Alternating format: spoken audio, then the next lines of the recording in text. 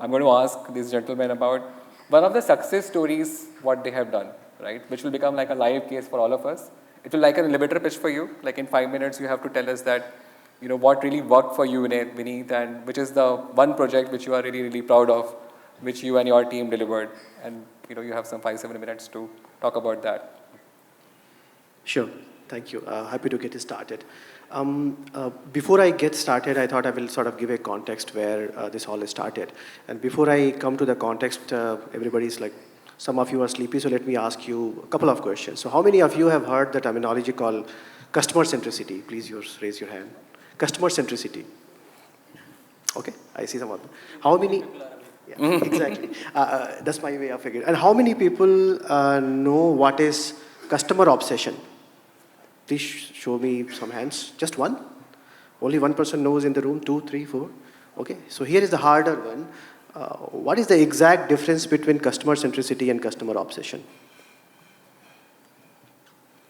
And the success story that I want to share out of some of them is basically into this line. And then if you're still thinking that what is the difference between customer centricity and customer obsession, and how do we bring the data, AI, product, etc. into the play?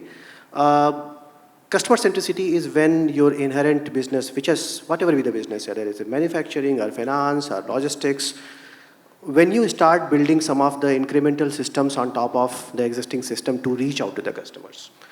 When you reach out to the customers, it could be marketing, it could be sales, it could be the services, it could be taking care of grievances, it could be ticketing system, and so on and so forth. But many times what we think is, while it is a good starting point, it is much better than not having any system at all to reach out to the customer. The customer obsession is something which is creating a huge impact these days, where what you do is, rather than creating the incremental system from bottoms up, you look and you take the customer first. You understand the need of the customer, you understand need of the market, and you start creating your own systems and subsystems with respect to what your customer needs. And hence, the incremental system that I'm talking about in the case of customer centricity, you don't even need it, because that becoming a product, it actually becomes a byproduct of overall scheme of the things. So that's the story that I wanted to sort of share with you. We have a project called Mahindra One, and I was honored to speak at Gartner's last year and talk about this particular project as well. We have been able to bring a lot of data across different organizations. And of course, when I'm talking about bringing the data, not one organization is not going to see the data of the other one, because the data sensitivity is the key, data governance is the key, and hence the data is not shared. Nobody knows what data is, but we have been able to create a system where the data from different systems are coming. And when you think about it, then you think, hey, that's such an easy problem. But the problem becomes harder when you need to have a pipeline established from upstream system side in terms of understanding how the data is coming to flow. Then when the data is flowing into the system, how do you make sure the data from one organization to the other organization to any other organization, where if one case it will be Mahindra Auto, other case it could be finance, third case it could be logistics, fourth it could be somewhere else. The data are of different shape and sizes. How do you create a homogeneous data? And then the problem comes when you're creating this homogeneous data, how do you go about it? Do you think from the data lakes perspective? You think from data warehouses? You think from unified data warehouses? You think from the data mart perspective, and so on and so forth. Then you start thinking that what do we do with this data? And how do you take care of the quality of the data? So we have been able to solve some of these problems, and we have been able to look at multiple problems with respect to bringing the data, with respect to taking care of the duplication of the data, because many a times it could be the same person with a different phone number, or it could be the same person and different phone numbers. It could be the same phone number and different names, and hence how do you know that the person A and person B are not same? Once the system is established, we put it on the cloud. We have been able to come up with a lot of recommendation model.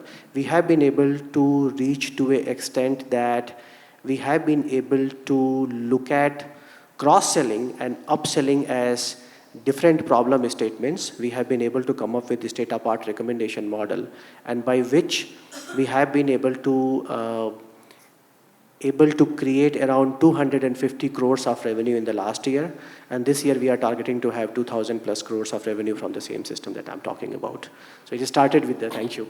So it started with the very beginning of thinking about it from the customer centricity perspective. Wow. But we started thinking that, no, that's not enough. We have to have customer in the mind first. And of course, when we are reaching out to the customer, we are also having the AI-driven model to reach out, whom to reach out, when to reach out, what time of the day to reach out, and how do we make sure that we are not being a pain in terms of reaching out to the customer. So we are taking all sort of stuff. If data were a flavor, what would it taste like? It's like a concentrated spirit. You have it, it will give a, you will enjoy it after it gives you a good kick. You get a kick. The data first does is to kick you in your butt. It will tell you, man, this is where the problem is. It starts showing you the truth. So first it kicks your butt, and then it tells you, okay, guys, how you can actually utilize it. So it's basically a concentrated spirit. So if you could have a pet AI, what would it be and why? I would prefer a gym trainer because that will drive you or motivate you or force me to go to gym.